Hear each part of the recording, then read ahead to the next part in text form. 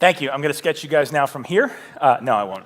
I realize, Roberto said, he mentioned Thanksgiving before, and I am very well aware that I am like the guy who you've had Thanksgiving dinner, you've had dessert, right? You've had the appetizers, you've had so much. And then I'm like the guy coming out at the end going, hey, I got some more dessert. You want some? You want some? And it's like you've already drank from the fire hose. So I get that, and I'm going to respect that. So what I really want to do is I just want to tell you my story. Would that be okay? I want to tell you my story, and then I want to wrap it up with just a couple of key principles that I learned from my story that I think could help you. So before we go any further, there's not a ton of slides, but I made slides available. If you go to this link, you can just download some slides, and you don't have to worry about taking any notes right now. You can kind of sit and just be present in the moment. And I've also thrown in a little goodie, 2 of the books that I self-published. I'm giving a little sampler in there. So if you're into some like cartoon type things like Calvin and Hobbes-esque type creation, you can go to this link and get a little sampler of those as well. So I want to start out by saying, when I first started driving, now I'm not that old, but I guess I am that old because I'm holding something in my hand in which I needed to use when I went on my first road trip. Does anybody know what this is? Please say yes. Yes, thank you. It's not a younger crowd, thankfully, and so I'm not getting a lot of blank stares, right? But basically, if you wanted to go on any trip, you had to get this guy out, and then you had to crack it open. And I'm not even going to open this fully because, quite honestly, if this thing opens, it's never going to close again. I'm not going to be able to get it on the plane. It's just going to be a nightmare. So we're just going to tuck that away again. But you would be driving, and hopefully you've mapped your course before driving, because if you were trying to navigate the map and driving at the same time without a co-pilot, you're talking major, major problems, right? And so I remember my first real road trip. I was excited. I had my license. I had my, car. I had my map. And I'm driving, and I got the music on. And it's, a considerable distance. And so at a certain checkpoint, I realize I'm going the wrong way. We've probably all had that experience at some point or another, right? I was 2 to 3 hours out of my way, the wrong direction. So I had to stop and course correct. Now, today, thankfully, we have things on here, right? GPS on our phones. We can use Waze or Google Maps, whatever app you like, and it helps us. And we rely on this heavily, so much so that sometimes if you're in an area where the signal drops and you're following it really closely and you don't know where you're going, there's a big uh-oh moment, right? And you panic and you're like, okay, I'm gonna have to be the doofus who goes to a gas station or something and goes, excuse me, I'm trying to get to so-and-so, can you help me, right? And we don't really want to do that. But we become dependent on it. And here's the thing. The gap of where we are and where we want to be sometimes can cause a lot of tension. And I know Brittany almost mentioned this word for word yesterday, and I was like, oh yeah, she stole my slide, okay. But I'm gonna build off that. So sometimes the tension is the gap of where we wanna be and where we actually are. We know we wanna head someplace. We know that we've got miles to travel, but we're frustrated maybe because we're not really sure how to get there. Maybe we have a bad map. Maybe we've got situations in our life that, what our current reality is and our desired outcome couldn't seem to be further from each other. And it's frustrating.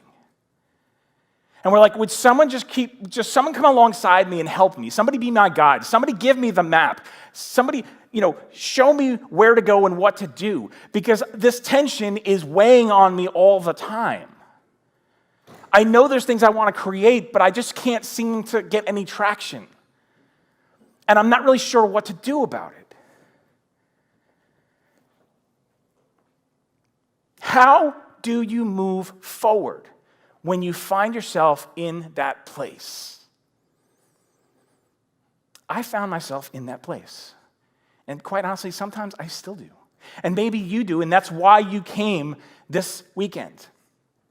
That's why you came to the thing, because you're like, hey, I have a desired outcome. I have a place that I want to be. I have something I want to do. I have something I want to create, but I need a map. I need help. I need to know, how do I get there? How do I do that?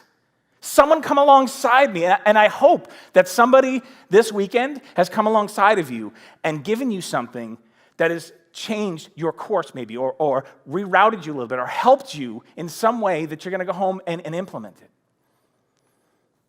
But here's the thing, we don't start out like that, right? We don't start out like that. We start out as kids. I started out as a kid. I was a happy kid who loved Saturday morning cartoons. I wasn't worried about maps. I loved cartoons. I loved Looney Tunes. I loved Bugs Bunny. I mean, I loved them all, okay? You would see them on my television all the time. So much so that when people would ask me, what do you want to be when you grow up? I would always say, I want to be a cartoon. And they'd be like, not possible. So I was like, all right, I'll be the next best thing. I'll be an artist. And so from a very early age, I loved art. I loved creating things. It was something that just came naturally to me. And so on the one side over here, we have a birthday card that I created for my dad. Those are some of the earliest memories that I have centered around creating. I loved to create something for somebody else that could make them smile. Create for somebody else that somehow could brighten their day. And so a lot of it was birthday cards or whatever kind of cards, and then art that hung on the fridge, right? 8th grade, that's the other side of this picture. So I loved Bloom County. I loved a lot of comic strips. And at the time, it was Bloom County, very much into one of the characters, Opus, who is featured here. And that was my rendition. And this is actually, the assignment for 8th grade graduation was, come up with your own cover for your program. And I was like, I got it. I know what I'm going to do. I know it. And so that's what I did. I drew Opus. Because I loved this stuff. This stuff was my world. I couldn't get enough of it. But something happened as I got older, and it was comic books, and it was more and more that kind of art, right? Pop culture art. Something happened where I had the conversation with my parents that we all have, right? What are you going to do? What college are you going to go to? What are you going to choose for a career track? And I said those words that were very dreaded to my father, who was a New York City police detective. I said, Dad, I want to be an artist. And I could tell in his eyes, he was like, I don't want my son to be the starving artist. And I said, I'm digging my heels in, and if I don't go to art school, I'm not going to school, so I'll show you, you know. And thankfully, they said, okay, great. But can you at least do something that'll make some more money, not just drawing some stuff? So I landed with graphic design. Graphic design was great. I loved music. I loved album covers. I was like, hey, I could maybe do some of that kind of stuff. I loved magazine layouts. And so off I went to art school in New York City, School of Visual Arts, and I loved it. Loved it. Had a great experience. I was creatively firing, and I was like, oh, this is awesome. And so when I graduated, I got a bunch of different jobs. I bounced around from large advertising agencies where I was working on accounts like Heineken and Mobil, and then I would go to smaller agencies, and I went to some magazines where I was the art department. So I kind of had a smattering of experiences. And all the while, I'm just like, okay, this is the track, right? This is what you're supposed to be doing. And I get restless every so often, and I bounce around to another job because maybe I hit a ceiling over here or whatever was going on. And so bouncing around. Until finally one day, you ever have that moment where you're like, is this it? Like seriously, is this it? Because not for nothing, but this is pretty disappointing. And I hit this wall, and I kind of fell out of love with design while I was still in it, because every 2 weeks I had this deadline in this magazine that I was working for, and the magazine was great, and the work was great, but I just felt like creatively, I had hit this point where I'm like, I don't know what else to do. I don't know where else to go here, and I'm not really loving this. And at the same time, I was really excited to get out of work and go home, and I was very plugged into my home church where I was serving and helping, and I was doing a lot of things that was people-oriented. And that was the thing I found that was really lighting up my heart. I was like, I want to help people. I want to come alongside people. I want to have conversations. I want to listen and care. That's really what is lighting me up. And so I eventually ended up going, sorry, that was the part of the machine there. I eventually went into full-time ministry. Because I was like, okay, we're going to pivot out of design and we're going to head towards full-time ministry where I can help people, where I can be a part of something that I truly believe in and I believe is making a big difference. And so, really long story, but I ended up going to full-time ministry. I ended up hooking up with my best friend who I grew up with since I was about 12 years old. And he was the youth pastor at a church, and so they needed somebody, and I came in, and I was kind of like the catch-all person. You know, I did children's ministry / nursery / worship team / Then, eventually at this church, there was some movement and a certain service that was kind of like rock and roll church, and that's really where our heart was.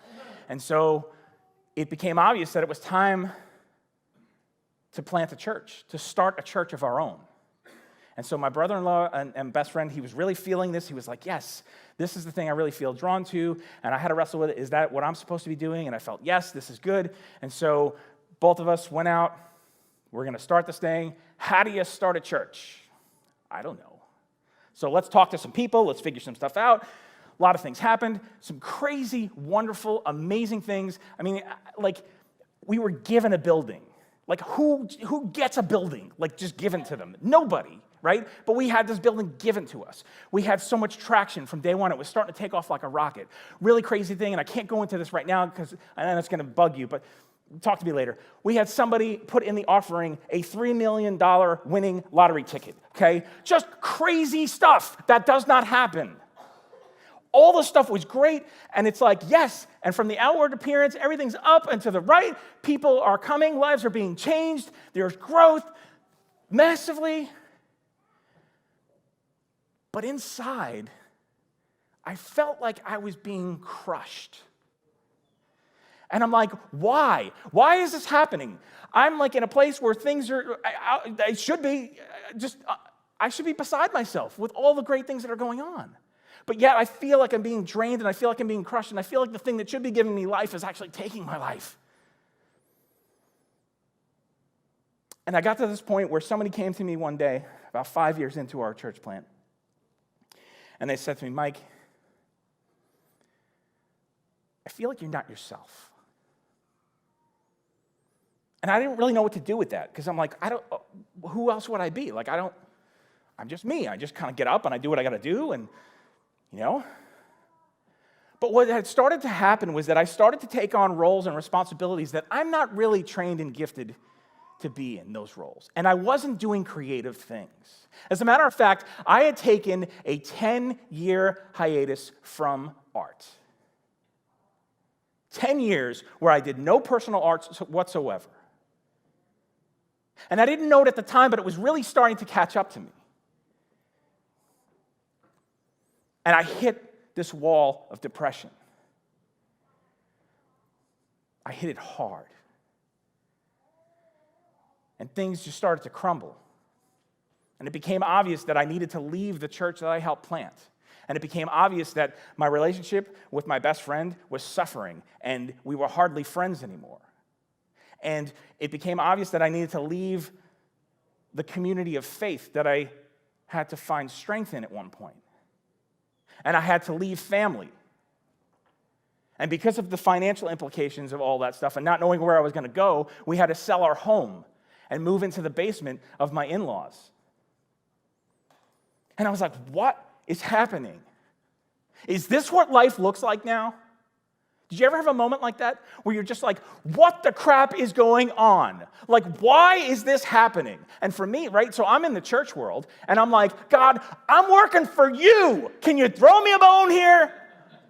Right? Is this what it looks like to work for you? Because not for nothing, but you can keep it. And so I'm losing all these things, and I'm struggling in my faith, and I'm trying to make sense of this murky time, this season of depression that comes over me, and I feel like things are just being stripped away and stripped away and stripped away until I'm sitting in a pile of ashes, and I'm like, where do I go from here?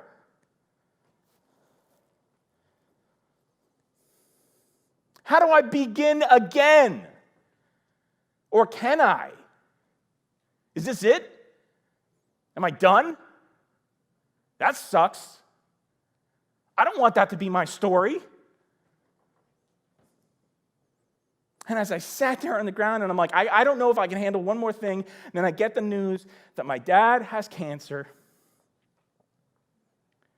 and it's rapid.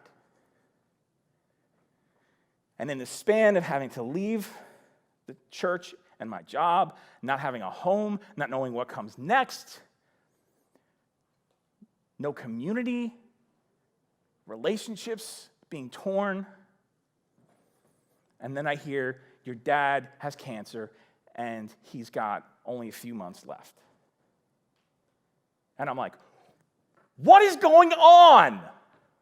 I feel like something is, somebody's pranking me in a horrendous way. Like, I've read other people's stories and stuff, and I'm like, I never really thought I'd be the one to experience this level of pain, this level of depression. And where do I go from here? How do I begin again? And so I end up getting a job at another church, but this time being in graphic design, and I'm not in a position of leadership, and I'm just kind of pushing pixels at this point, and I'm trying to get my head on straight. And my father passes away 2 weeks into this new job, and I'm with this new community, and they're trying to care for me the best that they can be, but I don't really know them, and it's awkward, and my family's still in Long Island, and where we were at the church, and now I'm in New Jersey, and it's like, there's just all this chaos and upheaval, and depression is still there, sitting on me, like it just won't go away. And I'm praying, and I'm praying, and I'm praying, I'm like, God, just take this away, would you just ease the pain, would you make it go away, so I can think. Because I feel chewed up from ministry, and I don't think I'm going into that anymore, and I feel like I've left graphic design. That world has kind of like passed me by, because if I'm out of it for that many years, there's so many things that are happening so fast in technology. Where does it leave me? Am I done?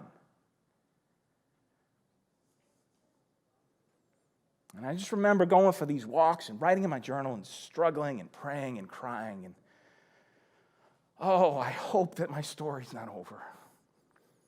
I hope that I'm not just this pile of ash, no good for anything or anyone anymore. And in that moment, there was this whisper and this breath that came, and it was like, I just want you to show up today. Do you have enough strength to show up for today? And I was like, okay. That's about all the strength I have to do, is just show up today. And so I started to get back in touch with this place in me that I'd forgotten about. This place of creating art because I just love to do it. It wasn't for somebody else's project, somebody else's company, somebody else's demands, a committee. It was creating something for the pure joy of creating it. And whether or not somebody saw it, whether or not somebody bought it, whether or not it was consumed, whatever, I don't care about that. I just want to create something because my soul needs it desperately in this moment. And so I remember thinking to myself, how do I do this again? I've got some supplies I'm blowing dust off of from art school, and I knew I didn't want to do some computer stuff because that was too much related to graphic design, and I'm like, I need to do something, get my hands dirty. And so I ended up enrolling in this class, printmaking class, and met some people, and they turned me on to some books, and I started reading these things and encountering other people's stories and their journeys. And then it was like, what if you just showed up tomorrow, opened a sketchbook, and just sketched something? Like a 5-minute drawing is better than no drawing. And I had to get over this thing that sometimes we creatives have to get over, what I call the masterpiece mentality. Because every time I sat down, I wanted to create a masterpiece, right? That's what's supposed to happen. You're supposed to be brilliant. But in this state, in this moment, it was like, no, I just want to be able to show up and do something. So that's what I did. I showed up, I opened a sketchbook, and I drew a Starbucks coffee cup, and it's awful. And it's embarrassing. And I hate it, and I love it. I hate it because I'm like, that is not my skill level. That's not what should be happening right now as I'm putting pen to page. Regardless of a 10-year absence, that's pathetic. But I love it because this was day one. This was a new beginning. This was a place where I was going to enter into a new story. I didn't know necessarily what the story was going to be, but I knew there was something new happening. There was a phoenix moment where I was going to rise from the ashes and something new was going to take place, and this was my day one. And so you know what? I read this thing that said, do a 365-day art journey. Now, can I tell you something? This is like 365 days. If I told you, do 365 days of something, you'd probably be like, yeah, I don't think so. Or maybe you'd be like, oh, sure, and then like internally you're like, nah, that's not going to happen. I know it's not going to happen. So I was very skeptical about this idea of this 365-day art journey, but I said, you know what? What do I have to lose? Literally, what do I have to lose? So I'm like, okay, let's try it. Day one, awful Starbucks coffee cup. Day two, sketch a person sitting in Starbucks. Whatever it was, day after day after day, I started to show up. And just 5 minutes, 10 minutes, stealing a lunch hour where I could, or moments waiting in line. What do you do when you're waiting in line anyway, right? Nothing. You're standing there being irritated at the fact that you have to stand in line. So why not use that time for something else, right? So I start to steal these moments, and I'm like, this could be something good. And you know what? It was. It was. I did an entire year, didn't miss a day, 365 days of art. And I was like, wow, I could actually do that. I could actually find the time, make the time, because can I tell you that finding the time is a myth? Make the time. Because it was important to me, because honestly, this was like something I absolutely needed to do for me. And so the more that I leaned into it, the more I realized that there was this principle at work that I want to share with you. Habits create momentum, and momentum brings change. And if I was ever in a place where I needed change, man, that was it. And so the more I started to show up every day, what was happening was I wasn't just creating art, I was creating a new art habit.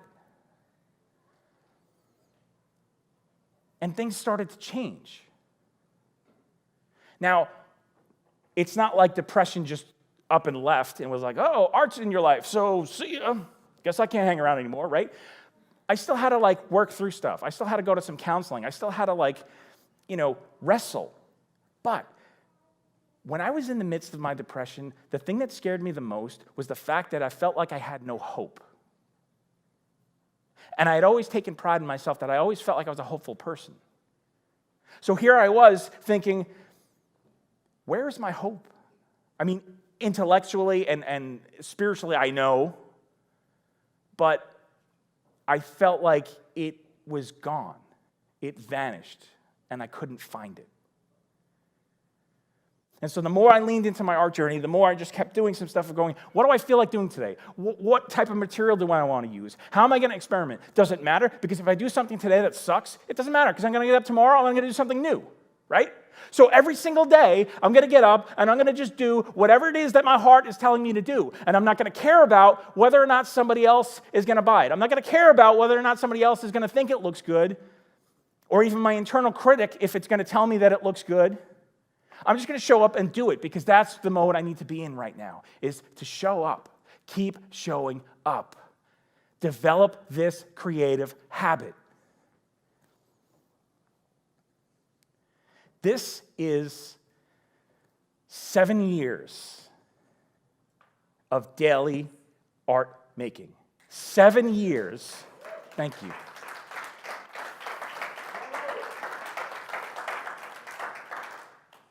This past April, I passed the 7-year mark. 7 years of daily art would be 2,555 art pieces. I know that because I used a calculator. I'm with you, Justin. We're brothers. But can I be honest? It's actually more than that. Because a lot of days I did more than one piece. It's probably closer to about 4,000 or 5,000 pieces over the past 7 years that I've done. And I don't say that in like this bragging way. I hope you get that. I'm saying that because I'm like, I learned what it meant to harness that principle that habits create momentum and momentum brings change. That I could put something in motion and harness the power of that so I didn't have to get up all the time and go like, oh, well, where did I put my supplies? And what am I going to create today? And all the stuff, the roadblocks that get in our way when we're trying to create something, I started just harnessing this momentum that was happening. It was doing the heavy lifting. So all I had to do was keep showing up, keep showing up, keep showing up. And today, I keep showing up. And through that process, I started to learn a bunch of things. I started to learn what my voice was. I started to learn what my style was. I started to learn certain principles that were in effect that came to light. And I was like, this is crazy. I didn't know that this stuff existed. I didn't know that I could harness this. Because to be completely honest, earlier in my life, I would show up and I would work hard, but I would say, tell me what you want me to do. Can you tell me what I'm supposed to do? Can you hand me the creative brief so I know what my parameters are? Just tell me what to do and I'll do it. But I wasn't taking ownership over my own creativity. I didn't have a passion and a hunger. I didn't have a direction. I knew how to execute, but I didn't really know how to navigate this thing called creativity very well. But this journey started to unlock some things for me. So much so that this past January, I put together a course called Your Artist Journey, Finding Your Voice and Style Through Daily Practice. Because I said, I cannot be the only one who is struggling with this. So I decided to put together this course. And through this course, there are a couple of things that I unpack, and I just want to share with you briefly 3 things that I hope will help you. And I realize that some of you may be like, well, I'm not an artist, and that's great for you, and I appreciate your story and your journey, but like, I don't really know how this applies to me. I want to challenge you to think about a new daily habit. Everybody on the table, you have a marble, yes? Please say yes. Hold it up. Anybody not have a marble? I don't want to throw it at you, but you don't have a marble? Here. Oh, you got, ready? And I can't see a thing because of the light. Sorry. Okay. Please do not put this in your mouth. It is not a gumball. I will not be held responsible for any broken teeth. Okay. Okay. So I want to talk to you about creating a new daily habit. Because look, we've heard all weekend long about needing to create content, right? We've heard about you need blog posts, you need blog titles for those posts, you need video content, you need whatever it is that you need for that thing that you're trying to do to put out there, you need that content. And guess what? The content needs to come from someplace. You need to sit down and do it. But a lot of times it's like this. Ugh, I have so much to do. I don't know where to begin. I don't know how to do this. Maybe we're really ambitious getting home from this kind of thing, and we're like, all right, I'll do a couple of things, and then life gets in the way. But there's a daily habit that we can start to put into practice so that we can get that momentum, and the momentum can start to bring the change that we need. The first thing is start small. Again, if I told you go home and do that, you'd be like, nope, ain't gonna do it.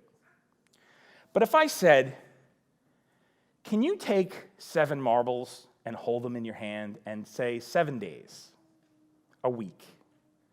Could you every day show up for at least 10, maybe 15 minutes a day and dedicate that time block to doing your thing for 7 days straight?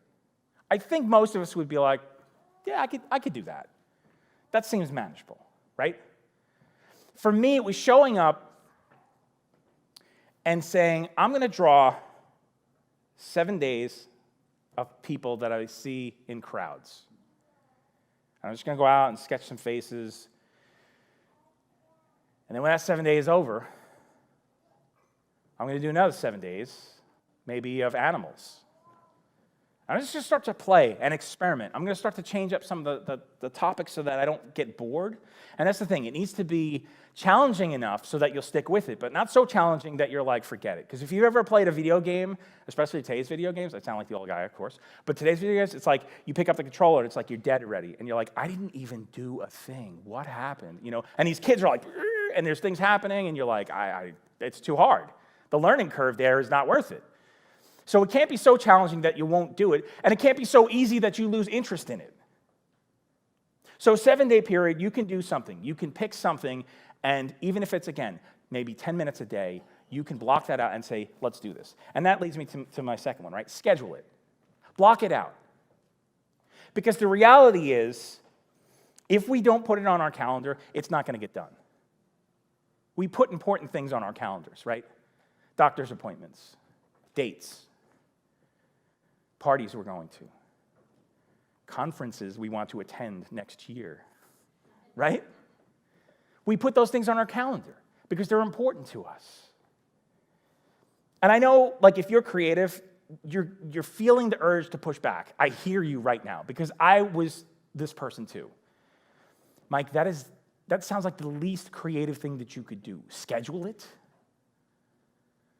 I can't schedule the muse.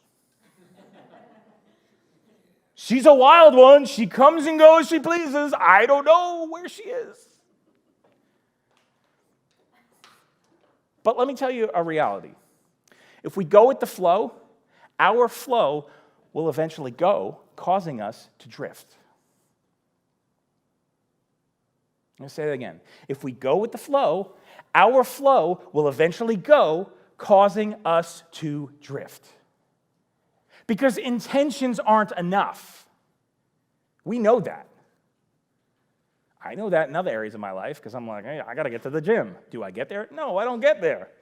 Right? We understand this in certain contexts of our lives. So what if we leverage the power of this for our advantage in our creativity, in the things that we want to get done? And you know what? Try it. What's the worst that could happen? It doesn't work.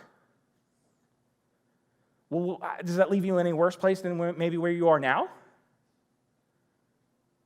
So start small, 7 days. Schedule it. Put it on the calendar. Be consistent. Like I said, steal lunch hours or late nights or a time when you can have some time to yourself to be able to create. And the last point is celebrate your wins. Because going through this stuff and creating a lot of content, I got to tell you, this is one that I struggle with a lot. I suck at celebrating my wins because I'm always like, hey, what's the next thing? What's the next thing? What's the next? I got to be moving. I got to be creating. I'm in this rhythm. I'm creating. I'm every day. I'm 7 years. Holy cow, I'm going. There's momentum going. And it's like almost like this thing that's going. I'm like, hey. But if I don't stop every so often to create collages of my art that make me realize, like, holy cow, like, wow, I did actually do something. On days when I feel terrible, days when I feel like I suck, I can't do anything right, the stuff I'm creating is boring, I've fallen into old routines of creating, and it's not interesting, I can look at stuff that were mile markers along the way. And so I want to encourage you, do that. Put X's on a calendar, do it visually. However it is that you need to do, mark it out and celebrate your wins. Give yourself a little reward. Go to Starbucks and get that fancy drink that you would never usually get. Take time to go maybe to the park, if that's the thing that you love the most, and go be outside and enjoy like even a half hour's time. That's your reward for the work that you've put in. I want everybody to hold your marble. Don't lose your marbles. I know, sorry, I couldn't help it. Hold your marble. I want you to think about that thing that you want to accomplish. That thing that you've come here saying, I need help with. The thing that you want to leave here with practical steps and maybe some things you've heard already that you want to put into play. What is your day one? What does it look like?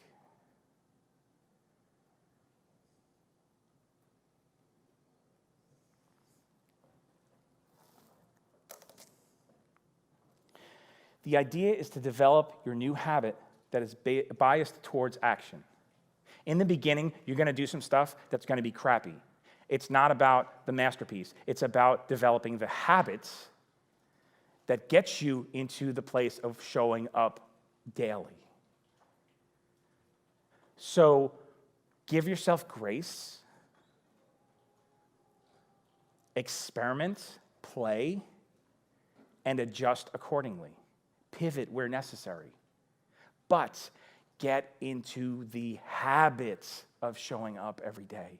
Because when you do, that's when action starts. That's when it moves from, hey, wouldn't it be nice? Or I'm dreaming about, or I heard all these great things. And then we go into practicality and say, we're going to show up, we're going to do this, we're going to make a difference. Stuff's going to change. I want you to open up your emails right now. I'm closing up.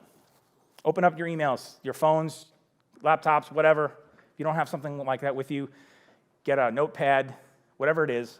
I want you, notepad would be weird, but go with me with this anyway. Because I want you to email yourself. But here's what I want you to do. I want you in the subject line to put marble moments, okay? So that you can remember this moment. And I want you to take that marble with you home.